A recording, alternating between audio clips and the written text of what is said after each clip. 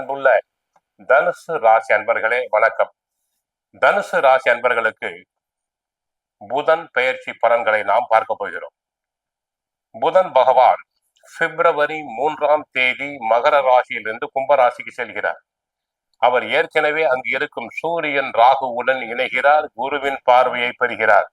ஆக சேமிப்பு தங்களுக்கு உண்டாகும்.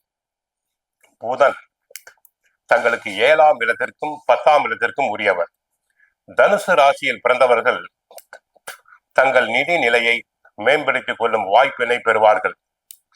ஏற்கனவே கிடைக்கும் வருமானத்தை பயன்படுத்தி கூடுதல் வருமானத்தை கொண்டு வருவீர்கள்.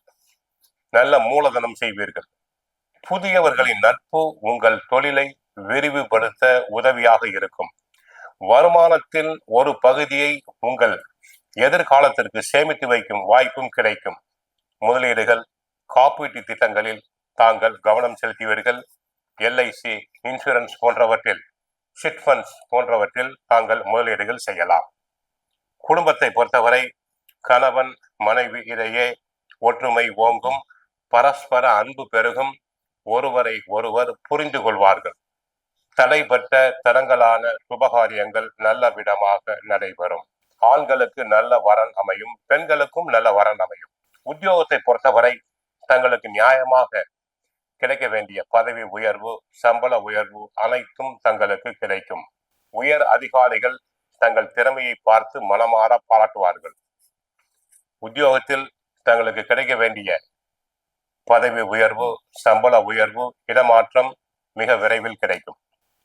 தொழில் வியாபாரத்தை பொறுத்தவரை புதன் சம்பந்தப்பட்ட தொழில்கள், எழுத படிக்க பயன்படும் பொருட்களை விற்பனை செய்வோர், புத்தக கடை நடத்துவோர், தகவல் பரிமாற்ற லைனில் உள்ளோர், செல்போன் பிசினஸ் செய்வோர், இன்டர்நெட் துறையில் உள்ளோருக்கு அபரிமிதமான லாபங்கள் கிடைக்கும்.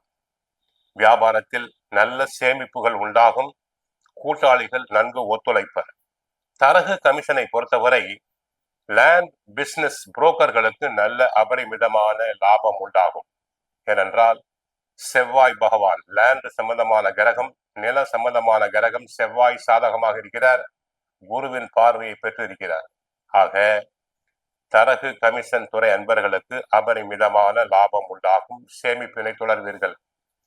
ஐடி துறை, பத்திரிகை துறை அன்பர்களுக்கு ஐடி துறையில் கை நிறைய சம்பளம் கிடைக்கும். சிலருக்கு வெளிநாட்டு வாய்ப்புகள் தாராளமாக கிடைக்கும். வெளிநாட்டு நிறுவனங்களிலிருந்து நல்ல அழைப்புகள் வரும். மறுக்காமல் ஏற்றுக்கொள்ளுங்கள்.